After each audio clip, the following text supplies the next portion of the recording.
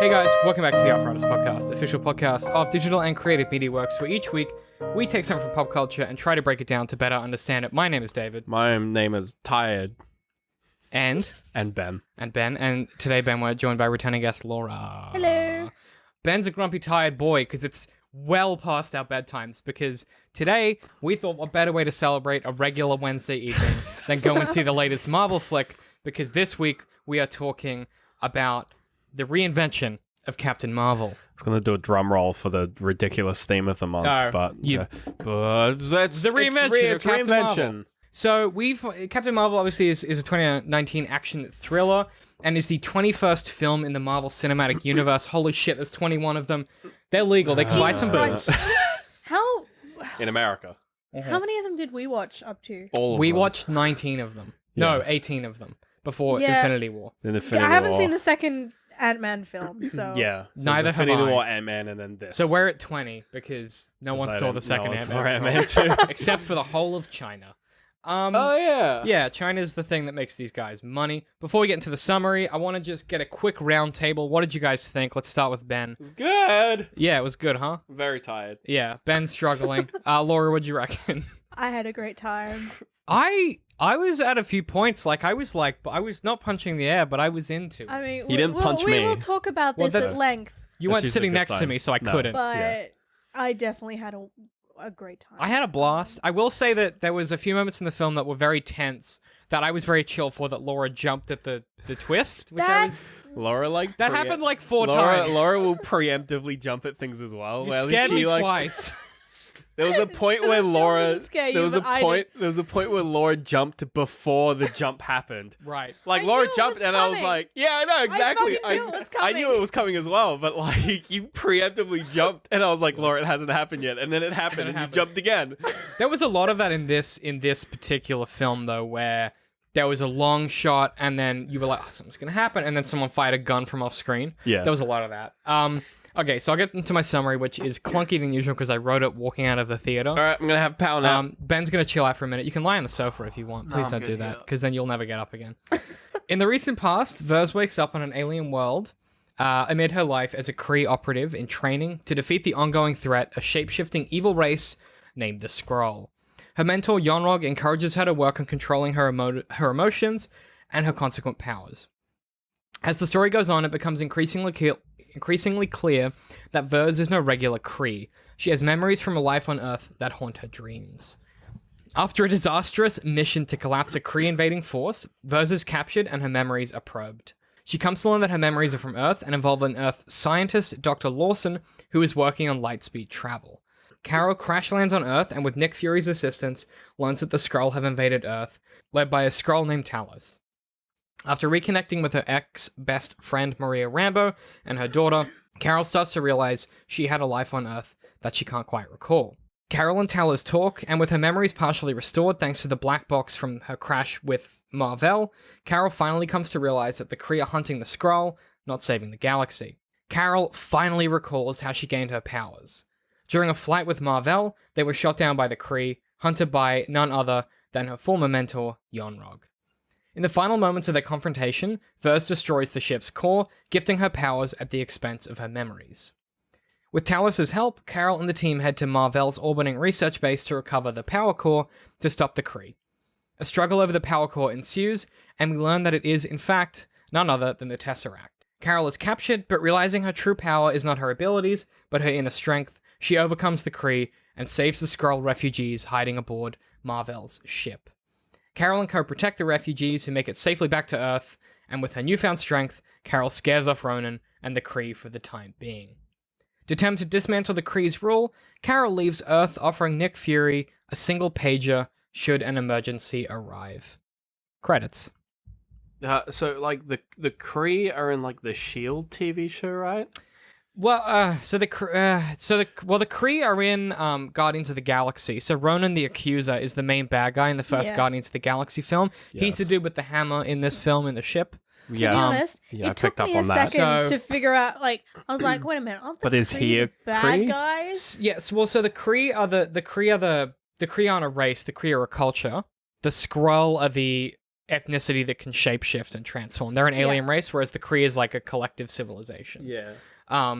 So I guess So this Agents of Shield. I don't know because I haven't watched more than a few episodes, so I can't comment on Agents of We're Shield. real Marvel fans here. Yeah, I couldn't help you on that one. Basically, no. Apparently, everyone like it's making a lot of money, so I guess everyone's watching it. Yeah. They definitely the not. Skrull are definitely in there. I don't know about the Kree.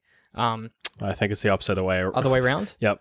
The Kree are in there, but not the definitely Skrull. in it and not the Skrull. So this film, I mean, obviously, like the Skrull in the comic books are a great way to like have a bunch of twists on characters you're familiar with. So when Captain America was a Nazi, that was turned out to be a Skrull. Like they're a great device for that kind of thing where you can tell a different interpretation of a character.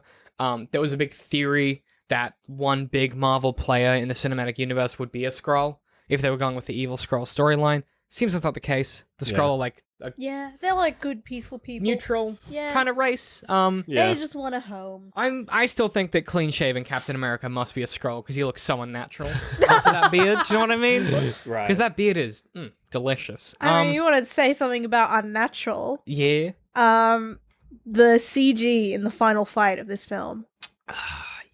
The CG for like Brie Larson whenever they CG'd her was pretty bad. It wasn't amazing. You could tell it was a much lower budget Marvel film. Yeah. Like most of it, I'm like fine with. What really got me, was when the CG was like included like CG of her face, and it was like That was when I. that was when she looked my like brain a- ticked over from like, oh yeah, cool There was, CG like, fight one to like, bit- oh, it looks so fake. There's one bit where she was like wearing the mask and she looked like an old wrinkly man. Just for a little bit. And I was like, The who's that? CG of her like face was just the worst. When it was like Brie Larson's face and they were doing CG around it, I It was was like, that oh, was that's fine, fine. yeah. Whatever. But the minute the helmet goes Yeah. down, I'm like, Oh, you guys God. Real didn't bad. need to do the Oh, mohawk. God. I was like when I was watching it, I was like, Yeah. guys, I remember the comics. You don't got to do it again just for me. Like it's fine. And like, yeah, it does something for me. Like as far as like a Marvel fan, I was like, okay, that's cool, like a little nod. But I think at the expense of making her face look real goofed up. Yeah. Yeah, it was not a good look. But I think, you know, the story in general wasn't too canny, considering Phil Coulson and Samuel L. Jackson are both DH for most of the shots Yeah. they're in, and Samuel Yeah. Jackson's in about every shot of this film. Yeah. They both look pretty good. Yeah, it didn't Yeah, I bother me didn't- I too didn't much. really notice or that. at all, really. Trying I to mean, I DH was like, Sam yeah, he Jackson. definitely looks younger, but it didn't really bother me. Like, they clearly dyed his hair, and they did a bit of CGI like- to his face. you can do Yeah. that mostly practically, so. I Yeah. was gonna say it would have been mostly practical. I mean, I've seen that video of Jack Black getting his beard and hair cut and dyed and stuff, and he looks about 10 years younger. Yeah. You know, so I can see I've seen Bruce Willis with a weird with a widow's peak. with a widow's peak. I've seen Oh, Joseph God. Gordon-Levitt as Bruce Willis. Yeah. Yeah, Damn. But I think from like a filmmaking perspective, that stuff didn't feel too on the nose. But I was expecting the setting in the 90s to be a bit like hammed up a little bit. The people behind us didn't help. So what I will say is that the 90s element I really enjoyed. I thought it was cool as a different setting, but it wasn't People like behind us is like people behind us in the cinema. it wasn't like a it wasn't They a were very loud. it wasn't a focal point for the storytelling. It wasn't It's not like Guardians. yeah, it wasn't like Guardians where it was like cool 70s With its vibe 80s or whatever. yeah. Or 80s, 70s. But like where it just happened to be set in the 90s, which I thought was fine. And there was enough nods to it that it made sense that you couldn't just like get on your iPhone and call someone. Well, they're all of like the jokes of it being the 90s. They just used to set up the setting without telling the audience When it was. when it was, which I It's thought like, was oh, really good. Blockbuster still Yeah, exists. like and that's like so on the nose, and like the Radio Shack joke, like those two Yeah. are they're so it's like Blockbuster and Radio Shack. What do Yeah. we not have anymore? yeah. It's And like that's- that's big that's things. really on the nose, but they just Which it's- works because it's first they 20 just minutes. yeah they just front load it and you get it and you're like, all right, you have an understanding. This is before Avengers, you know, Actually, and going you- forward, it's like, okay, fine. You know what I like in terms of exposition that they did in this film, Mhm. which is sort of a not It's related. Power through. yes. So what's it called? The intelligence, The Supreme Sublime. Intelligence. the supreme intelligence that the Kree have. The This, sublime think. yeah. How The super brain. it turns into the person that you respect most, Mhm. and it appeared as Marvel to Yes, to Carol.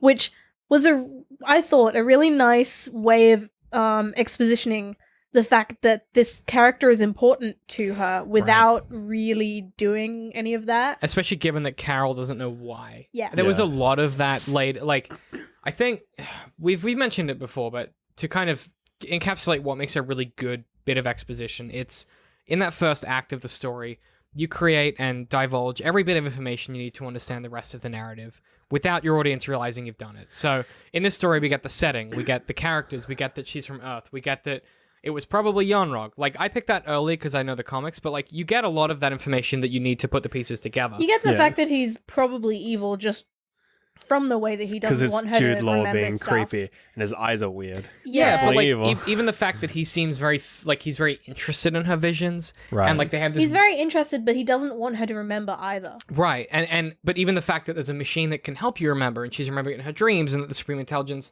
takes the form of the person you respect the most, and that she has these powers, and she's from Earth, like, all of that stuff is condensed within the first 20 especially minutes. the bit where they were like, oh yeah, we gave you these powers. Right, and that's, all of that stuff, you can intuitively go, okay, well, when the twists start to happen, you start to reveal information, the groundwork is very, very much there, and a lot of the other Marvel films do that, like, very hit and miss, so, like, some of the worst offenders are when, particularly the origin stories, where they struggle to get that exposition in. I mean, there is some hot garbage exposition in this film. When they're on the train, and she's like, "What does the Supreme Intelligence look like?" Dude, and Jude Law literally says that he like explains something, and then literally says, "You know this." Dude, and it's that- like, yeah, you know she what? does know it. You don't have to tell her. That scene is in a video game. So bad. That scene is from a video game when you're in between areas and the game is Oh, loading, and you're like in totally is. you're in like a pre-rendered It's that cutscene. Oh, opening no. from the trailer for Cyberpunk 2077. Oh, Yeah. no. They But showed it's it like- at E3 2 years It's like, ago. hey, remember the world that you live in? Let me explain Oh it to you. And my you're God. like, Ugh. also, So bad. actually, there was a few moments in this where when I worked out when she was fighting Yonrog in that cowboy kind of standoff, when she threw him into the wall with her powers or whatever, Yeah. I went, oh, the pager she gave Nick Fury earlier. Because, like, you know what my brain's like? I was like, oh, the pager she gave Nick Fury earlier is going to be the thing that they signal. I hope they don't explicitly say that, because it's a cool thing to work out by The yourself. thing that they signal. The pager. What about the pager? The pager is the thing that Nick Fury uses at the end of Infinity War to signal Yeah, you see Captain that. Marvel. That's in the Except for Captain Marvel. That's in the after credits. Yeah, scene. but you don't. It's like in the Captain Marvel film until the very end when they're washing dishes. It's never explicitly explained. It's the same pager. It's just subtext because she keeps it when they're in that bunker before they get on the It's plane. pretty strong subtext. And yeah. Like I was like, oh, I she picked that- didn't I give it picked that back. when she took it, to be honest. Yeah, I was in the story, you guys. You guys are fucking nerds. But like I was like, hey, don't explain that maybe later. It'd be fine if it was just subtext. And then they felt the need to be like, for her to be like, hey, Nick Fury, I made it real good now. Well, I mean, there's got to be when some when way she for it to took the signal pager across right. planets. Yeah. No, I didn't pick up on that at all. She If needed she's to give it that back. far away that I'm a she's- dumb boy. that she needs to be paged from somewhere. It's a space pager, but I assumed that her device in her arm could pick up a pager anywhere. It's like a Not- normal not pager. a- You put in a pager needs number. to have a strong enough signal. I don't know. Look, regular pager. my point is, I didn't feel like the setting itself, like pager or not, I didn't feel like it necessarily took over the story as a whole. There was some of the stuff that the people behind us were doing that made me realize what it must be like for a normal person who doesn't care about these films watching it. Like, you know, like people just aren't like, they're not involved in the stories at all. It's like whatever. Where every 90s reference, they were like, dude, you fucking remember like CDs and shit? Like, I was like, What? oh, Like, yikes. CDs are still almost a thing. Yeah. And also, can I say, CDs don't load. You don't load a CD. No, they spin. CDs are so fast. I guess, like... What, like a 2-minute audio clip? That's nothing about for a 20 CD. I think Yeah. maybe the implication was they copied it onto the hard drive. but Maybe, I just yeah. don't. But again, like, I think that as far, like, it worked in that scene because the tension was there. It's optical media. It's quite That quick. yeah, the tension in that scene was tight. To be It would, honest. I mean, the whole sequence where, you know, there's that kind of... that sort of standoff Yeah, with the. you're not sure if you should trust Talos or not. Like, all that stuff works really well. I was the whole time waiting for him to turn out to be a bad guy again, because Mendo was always a bad guy. Yeah. But I thought it worked really nicely. Yeah. Yeah, the people behind us did kind of ruin it, but I think, in general, as a setting, it works really well. I didn't even notice the people behind us. I never notice other people in cinemas. Dude, Yeah, they were but like right in my you're ear very hole. lucky. I might have been on my left-hand side, so you guys might not have got it, but it was rough. Yeah. So then, I guess as a relation to that, like, the space stuff we've touched on, there was some heavy exposition, but I think in general, worked well enough. They didn't feel the need to be like, this is space, not Earth. Like, they had the stuff on screen, but they never had to, like, double down.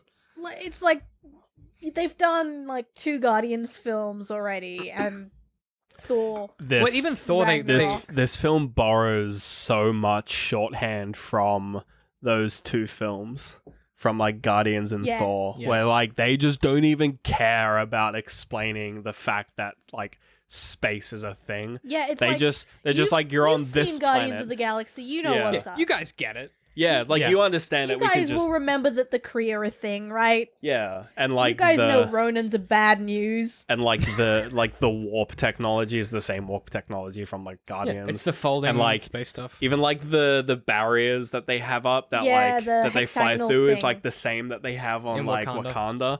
So it's like there's so much shorthand in this Yeah. film where they were just like we're just gonna reuse a Wait, bunch of shit from the previous film. It seems to free them the room to tell the story in the way that they seem to want to anyway. It's got a very like Thor 2 opening where it's just like here's like this story on a planet that like doesn't really matter and you don't care about and you know that this isn't where the film not the takes story. place because you've seen the trailer and you know it's on Earth and it's like we're just gonna sit here for a bit and then we get back to Earth and now the movie starts. I thought they did a weird thing with that though, where they had that kind of montage of her memory, dreamy stuff. That was real, like, it was very disorientating where they were kind of soft cutting between different events in her life. I mean, that's probably the point, to be honest. Was that when they were like probing a brain? Yeah. Yeah, and it was like, oh, what's going on? And then that was when you went, oh, this stuff, like the setting isn't important, but like what's happening is really crucial. Right. And I think that Thor 2, Thor 2 is not good, but like I think in particular that film was guilty of being like, hey, you guys care about deep Marvel lore, right? And everyone went, no, we want to see Chris Hemsworth punch a boy. And this film went, yeah, we can do both. Like we can have the deep Marvel lore, but also she can punch a bunch of dudes, which brings me conveniently to my next point, which is that Punching a bunch of dudes as a female superhero, with David. is that the name of my mixtape? Punching a bunch of dudes with David.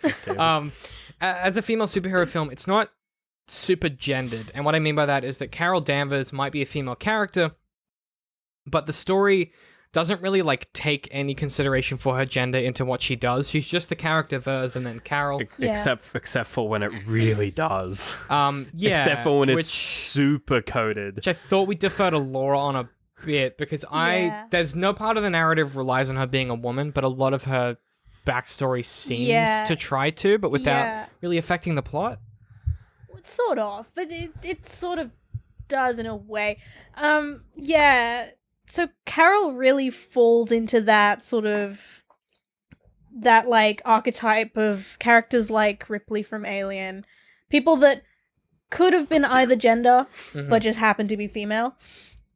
But definitely, I think a lot of stuff in her backstory. So from those like flashbacks, we learn that throughout her life, she's always been sort of the weak person, the person who doesn't have a lot of control.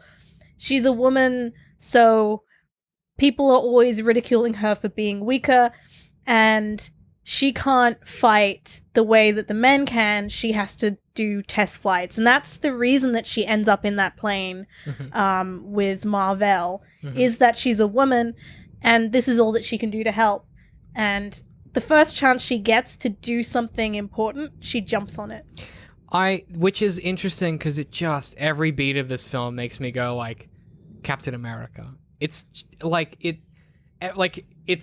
putting that story through a feminist lens. That's actually really true. It's basically the same, it's the same story as Captain America, but it's put through a feminist lens in a way that I don't think has ever been done before. Like, it's got aliens and shit. It's basically like half Superman story, half Captain America, but it's... with Superman, he's always had these powers. With Captain Marvel, what's really interesting, and this is a lot of Marvel superheroes have this, where they aren't born into their powers, they get them.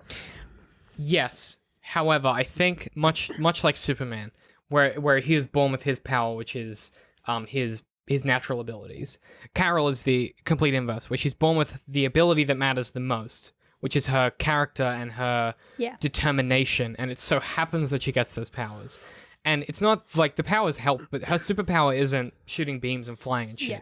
Her superpower is like being a person who doesn't give up and who stands up for trying to make a difference. And I think Superman's actual superpower is his humanity, and I think that's kind of the same with Carol. Yeah, and that's why I think the pivotal moment in this film isn't really her destroying a Kree warship. The pivotal moment to me is when she's fighting the Supreme Intelligence, and her determination and her willingness to do the right thing and to help the people that she's promised to help gets her through this, and she breaks free of those limitations. I nearly cried in that scene. It was those cuts, the sequential cuts that are the mirrors of her standing up. I was like, that is fucking good filmmaking. Yeah, because really it's good. Like, I think in another film that could be very like canny and cliche, and I think a lot of people dislike this film for that reason. I can see a lot of people. A lot of the critiques I read were like, it's just a boring superhero film, but she's a woman, and I'm like, yeah, you guys, but. That's the Do you understand what this means to me? But also, like, I think even if you replace this character with Chris Evans type, right? I think it would still be an outstanding superhero film because that stuff is sequenced and executed so well. Like, I think. It's basically the same thing as when Captain America does his like I can do this all day line in Civil War. Which mirrors like when he's from the first film. Oh yeah. When he's like, I can do this all day, dude. Yes, it's that moment. It's that thing. But but I think the genius of this film is that from a writing perspective, there's no line of dialogue. It's not like when she's. I think in another worse film, Man of Steel. She would be like buffeted by this energy blast, and she'd say, it's the "I won't look in give her up." Eyes. Yeah, and they did really well with the child casting, actors as well. They were quite one of them was like a famous person. Not like I don't really like care if they look much like her, but the look in their eyes was absolutely perfect. Which speaks to the director being able to go, do this, look like this, be in the space, inhabit this emotion. Yeah. That's what a good director does. And I think when you're talking about, okay, well, what makes a good superhero film now that we've seen the gambit from like Thor 2, the worst Thor, to like, you know, some of the best film that we've seen in a while that have superheroes in it, like Thor Ragnarok, Guardians 2, Sad Dad Stories, number 3, like Spider-Man Homecoming, like all of these different kind of things within the same universe that have reached the peak of a particular subgenre. So Guardians 2 sci-fi, Spider-Man Homecoming, Sad Dad High School, like all that stuff.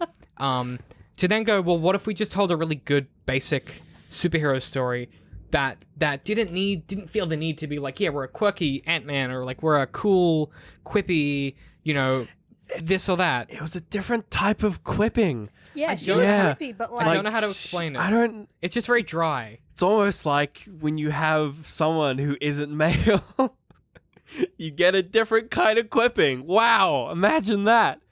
Yeah, it's that kind of cynical humor that I would do, to be honest. Yeah, it's very dry. I don't know what it is, but it's like Twitter. It's just it's very Tumblr. I don't know. It's not quippy. No, I don't think it's quips. Quips is the wrong word. It's just very I don't want to dry. say sassy because that's not really what it is. It's just like dry, sarcastic British humor. It's just like a bunch of... It's British. That's it's British humor. It's British. I mean, it was directed by Anna Broden and Ryan Fleck, and like I guess Anna Broden's always had like a bit of that in her, but I don't know. It just...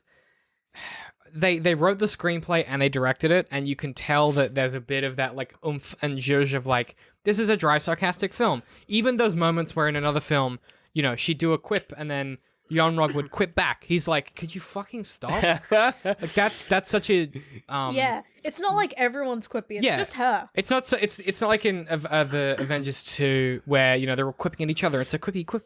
Yeah, you know, quip 1, quip 2, quip 3. You know? It's like no. Her character is that she's quippier than everyone else. Yeah, she's annoying. And the other characters are like, could you stop? And you're like, no, keep going. It bothers them. And that's that kind of sense of fun. And she's even like, she's doing a bit of like the Spider-Man 2 problem with like Tobey Maguire, where he's like, Yahoo! And he's like swinging and stuff, which I loved when she was destroying stuff. Because when she just flies, she's just like She's spread just, like, eagle screaming. flying through Yeah. like ships. Yeah. And I'm like, that's was pretty cool. funny. Yeah, it's fun. Because at that point, you're like, oh yeah, she's unstoppable. Like, Yeah. Yeah, That's Like, she oh, was yeah, super that point OP. you're like, oh, she's like the yeah. strongest one.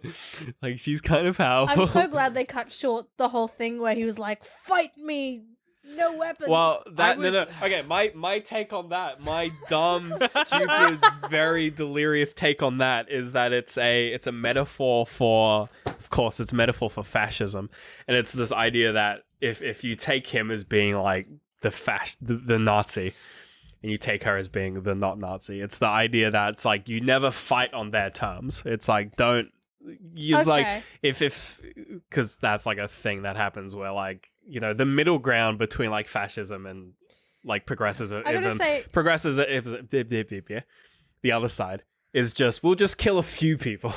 I gotta say that my take's a little bit different. well, hang on. My take was just like she doesn't need to prove that she can beat him, but like my take was Yeah. like she doesn't need to prove to someone who is like she doesn't need to prove to evil that she isn't evil or that she's better than evil. You don't fight, you don't sort of, well, it could be similar to like, you don't win the war, you just end it. She's just like, I'm not going to fight you and beat you, I'm just going to not fight you, I'm just going to pew. on one.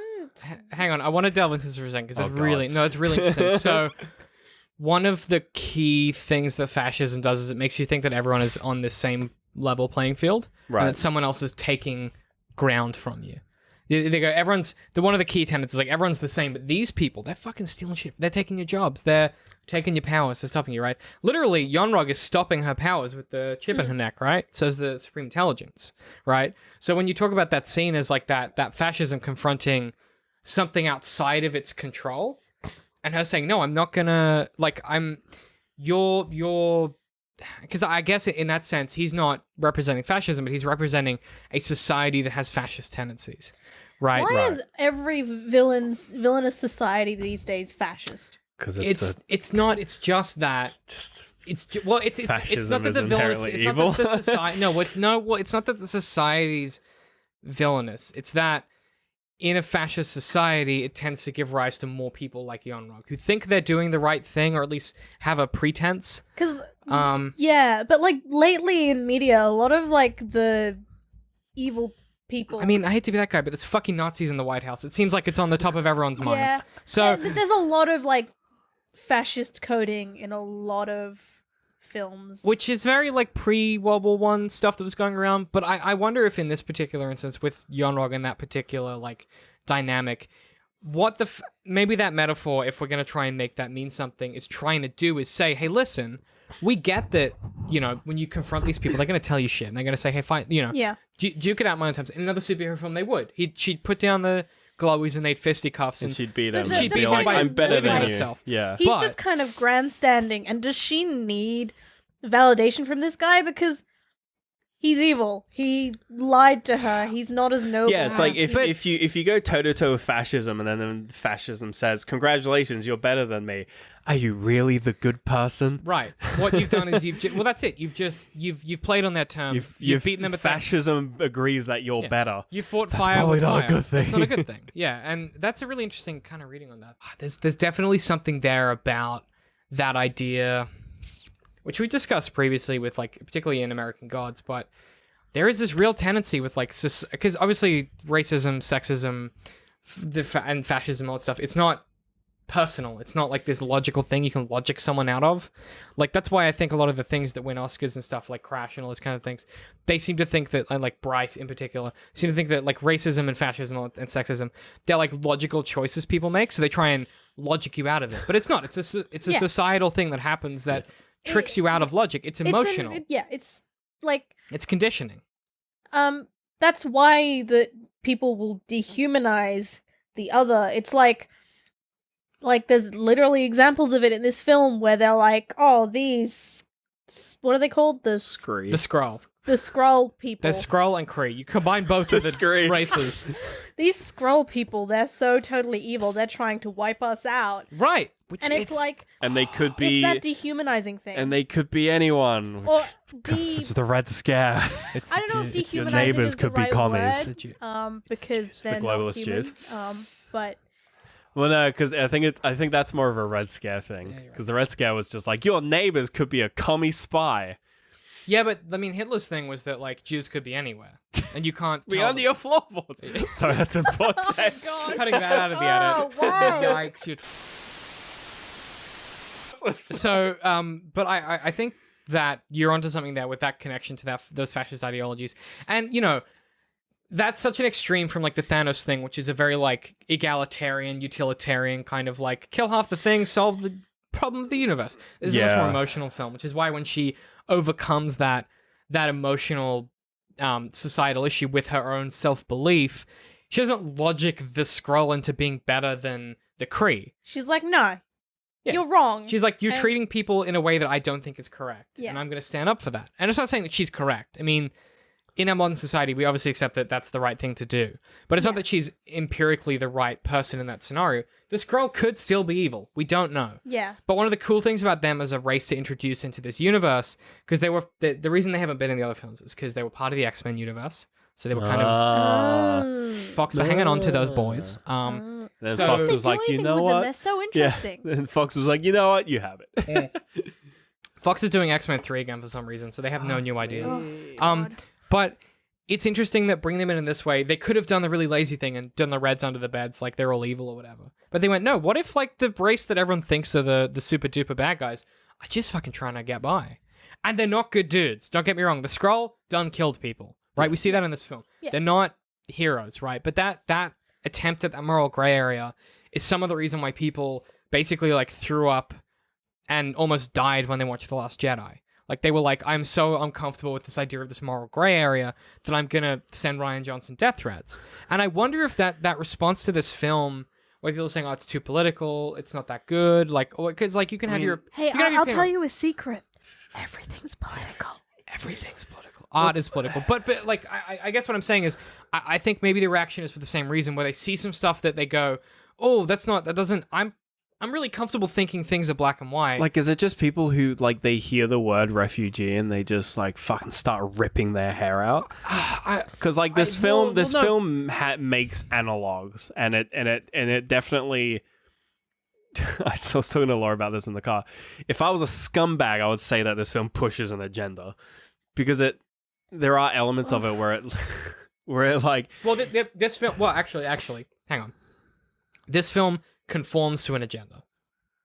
The mistake people make is thinking that art in and of itself pushes that agenda Right. in the act of describing it.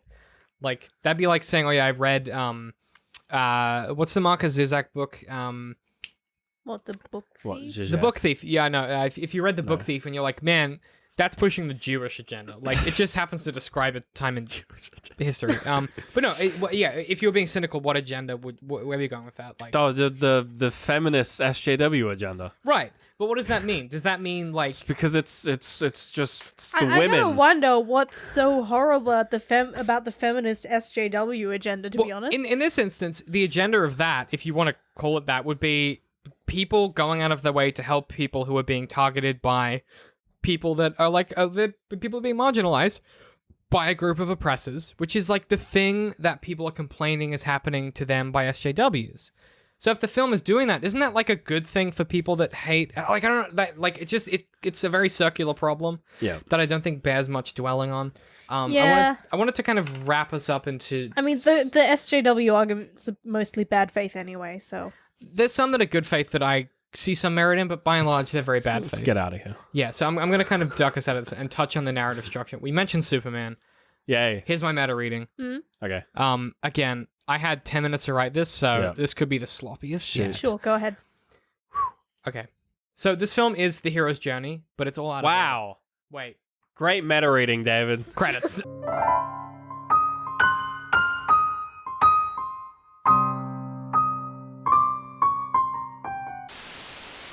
So this film is obviously the hero's journey, but way out of order. It works well because the valence shifts still exist in the same way that 500 Days of Summer, which you pointed out that I never fucking realized till that episode, that film uses its time shifts to realign the valence shifts within the film. This film does the same thing with its chronology. They just don't always mix and match well. It leads to some scenes feeling weird at times, where there's a sequence at the farmstead where Talos and Carol, where everyone's they've listened to the black box, and we go into the scene in this very negatively charged environment where we learn that Yonrog is lying and he's like this, big conspiracy thing happening. So they listen to the black box and Carol remembers everything. And she's like, oh, it was Yonrog that shot Marvell. And that's like a big negative jilt in the scene. And you have like this big negative valence shift. And she goes through this huge identity crisis, and it's her friend there. It's in that moment where they're sort of they're in the grass. And with Rambo, where she kind of realizes that it's not her past and it's not her memories, but it's like who she still is that makes her like Carol Danvers, and they have that nice hug. But on the back of that, there's this conversation that half finishes where she's talking to Talos about like the Kree and like the Skrull and whether she believes him or not, and then it kind of weirdly shifts into being about friendship. And there's no resolution to the thing that happened before because the two scenes aren't really related. Like there's like two scenes happening at once, where one of them is her remembering, and then kind of from that realizing that the Kree are the bad dudes, or at least Yonrog is a bad dude. And there's also this other whole scene happening at the same time where it's her remembering that she's Carol Danvers and that Rambo is like a good friend of hers and the value she had. But they kind of don't really have a lot to do with each other in the scene, despite being super connected in the narrative. And the rest of that scene just feels very flat because there's no shifts anymore. Because both things are, it's like you go from negative to positive, then positive, then positive. And then they're like, okay, let's go after them together. And you're like, oh. And then like it cuts to a scene where Mr. Mean Green Boy meets a fake Captain Marvel back in her green suit. And he just kind of dies, and you're like, wait, who was that? Yeah, that was the science guy. That was the science guy. The science guy. Oh, it could have. But the thing is, it doesn't matter in the. The science guy wasn't in the plane with them. Why would it? I think he sacrificed himself. It doesn't matter who the Skrull is. Or some shit. But why is that scene in there? What is it at? Delay them. Well, they needed to. Well, it needs to add the narrative that Greenie Boy knows that she knows that she knows. Yeah. That's what they needed. There are so many ways to do that, but that are literally anything like any amount of rewrites. And again, they could have fixed. That could have been a reshoot. I don't know, but it just coming off the back of that scene, it needed something big and negative immediately. It needed like a punch to the narrative drive, and it's not there. And it's like him shooting some random Skrull. I'm like, I don't give a shit. Yeah, I was pretty like, sure that was the science guy though. It could have. No. It doesn't matter. Well, the thing is, the fact that we don't remember means it didn't.